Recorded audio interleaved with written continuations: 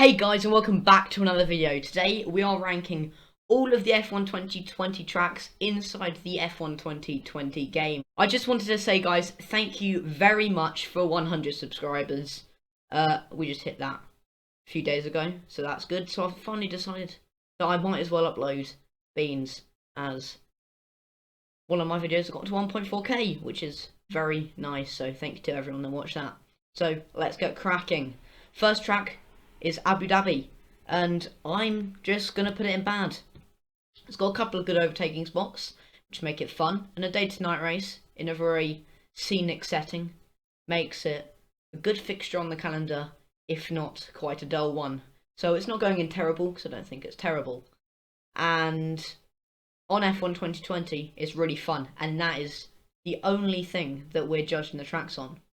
So Australia, we're putting an average. It's just a very average track, isn't it? It's got nice flow. You can hit the curbs, especially going to turn 1, coming out of turn 2. You can just smack the curbs, and it's just so satisfying. But it's just a very average bog standard track. The first one on the calendar, it's just the perfect one you just want to get into, set some laps around, see how good you are, and that's the first track. So now, on to Austria. I'm going to put Austria into a nice Sunday drive, because that's what it is. It flows really well. It's got many straights, very, very good overtaking. But sometimes I feel the overtakes are quite cheap, considering there's 3 big straights, all with the RS. So the overtakes feel a bit cheap to me, especially if you use lots of RS. But you can't really fault the track. So it's very nice to drive, and it's very fun. I feel the track limits on strict are a little bit stupid around the final complex, but apart from that, it's really good. So now on to Azerbaijan. This is on F1 2020. I'm going to put it in bad. It's just not good. If you've ever league raced around Azerbaijan, you know the chaos caused. It's arguably more than Monaco because of the higher speeds.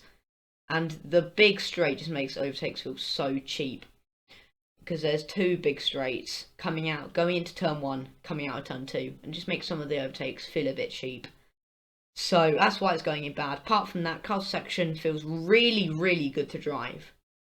And that's about it for Azerbaijan. We're on to Bahrain now. It's just a decent track. It's just really, really decent. There's nothing too much to say. Overtakes feel kind of more hard worked for. It doesn't feel like DRS is just handing it to you on a plate, if you get what I mean.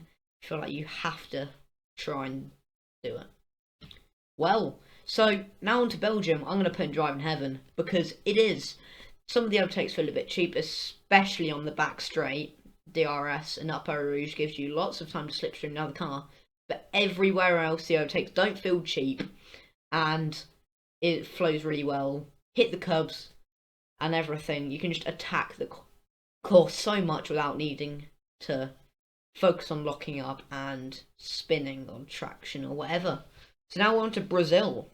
I'm going to put it in a nice Sunday drive, because that's what it is. I've said that for Austria, but if you look at the track layouts, it's kind of similar. You've got long straight to start with, little windy section, another long straight, just like in Austria, then a little bit of a twisty section, then back onto the long straight, which is what it is, and it just flows really well. The slower sections are really fun to get right, because if you get them right, that is so much time gained, and the overtakes don't feel cheap as the track isn't that wide, and the straights, surprisingly with DRS, don't make you catch up as much as some other tracks, which is perfect. So now we're on to Britain. For F1 2020, this is a tricky one, because the little bit at the start round there is a bit annoying, and the final corner is a bit annoying. So I'm going to put it in decent. You may disagree with me with that, but I love Britain so much, but it's going in decent. It's just the traction zones coming out of the first complex and the last complex just feel a little bit too slippery, I think is the word I'd use. Apart from that, really good. Overtakes don't feel cheap, means the straights aren't that long, and you need to brake a whole lot later. And the best thing about the F1 game is that you can overtake anywhere, practically. So, going around Stowe into that section you can go down inside, and in real F1 you can't really do that very easily. So I think that's fun. Canada.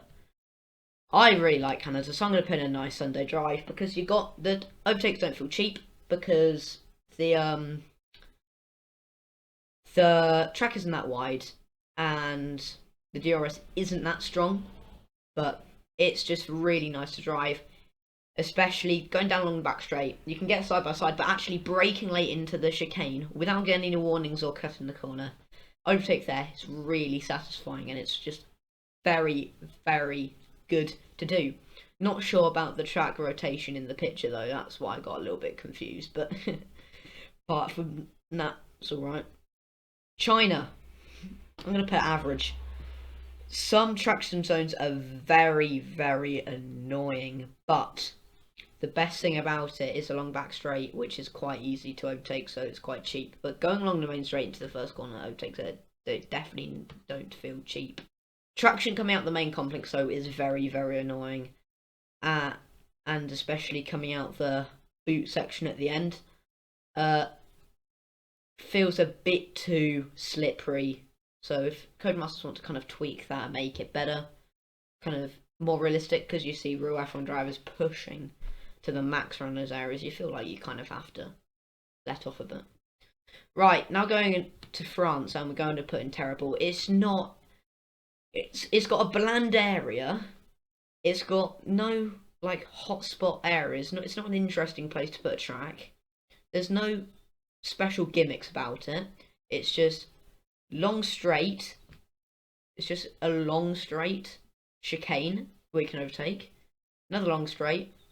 And a little windy section in the middle.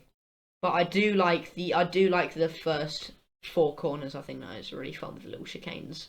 Pip the apex is really nice to feel that you did well at it. But apart from that, it's just terrible. You don't get fun races around there, and F1 games are mostly about fun. So we're going to put it there. Now we're going to Hungary. And I'm going to put bad because everyone runs such higher wings, so dirty air is so bad coming out the corners. So you can't overtake on the straights, even if DRS is so powerful. You can't overtake, it's impossible. Track feels really nice to drive though, so that's the redeeming feature of it. So now we're on to Italy. Do we rate Italy with Belgium or do we not? I think we put Italy in a nice Sunday drive for one reason only. Overtakes feel cheap. You see 1, 2, 3, 4 straights where you can just overtake.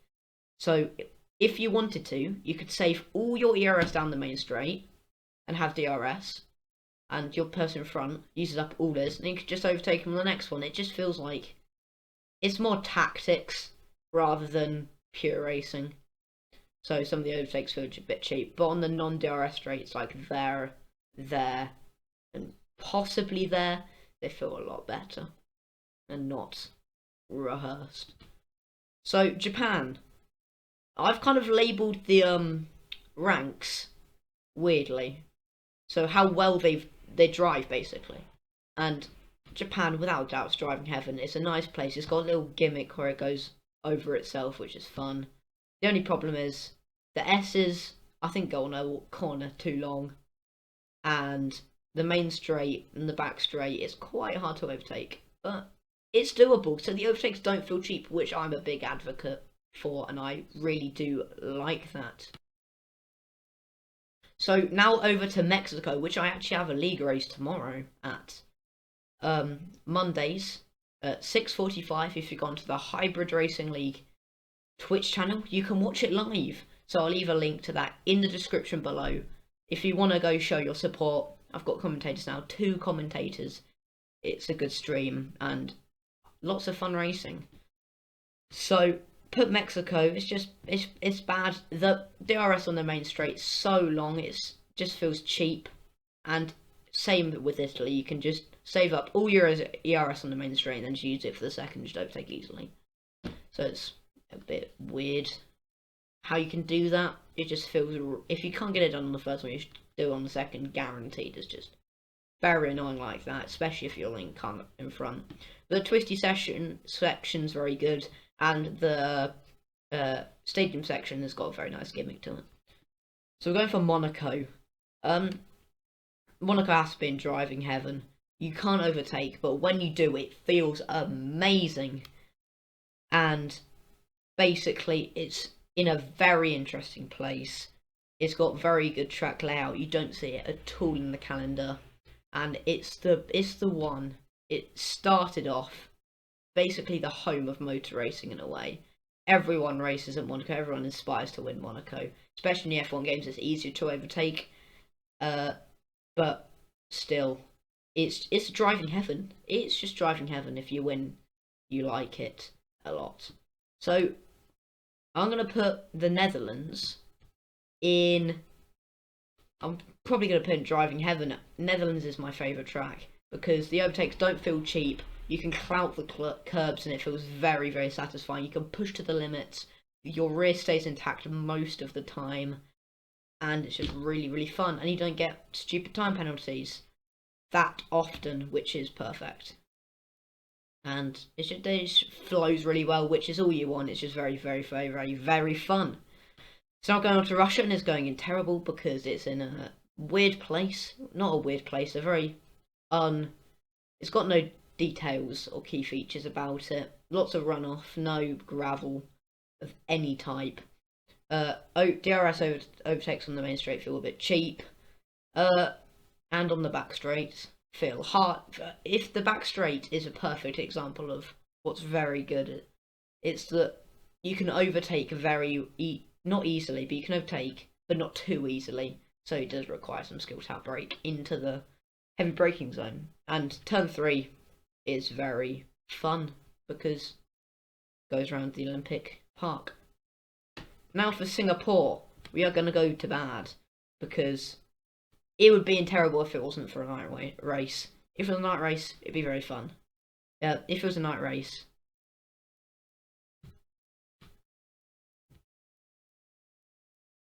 Now for Singapore, we're going to put Singapore in bad because if it wasn't a night race, it would be terrible. Just the night aspect makes it so much fun. And the overtaking isn't impossible, which is good. And the location's very fun. So now we're going to Spain, and we're going to go into decent, because it's just a very decent track. Overtaking does not feel cheap. It feels hard, if anything, and you require quite a lot of pace to get through, but it flows really well. It's really nice, especially in qualifying. It's very, very good. Now going on to USA. We're just going to put it in. Just going to put it in bad, to be honest. It's just not. It's a bit featureless. We've got the little twisty section in the middle, but there's only 2 overtaking spots, and some of the corners just feel a bit boring. So now on to Vietnam, and I'm going to put it in decent. I find it on the F1 games very, very fun indeed. Overtaking is very easy, if anything, on the back straight. You've got to manage your ERS a lot around this track, so the back straight there and going into the hairpin there is a very good overtaking spots, but everywhere else it flows really well and it's just really nice to drive. So that is my tier list. If you do agree, drop in the comments. If you disagree, drop in the comments and I will look at every single comment. So you can suggest different things, what I could change, and please subscribe if you haven't already. It really helps me out, and thank you guys for watching. Goodbye.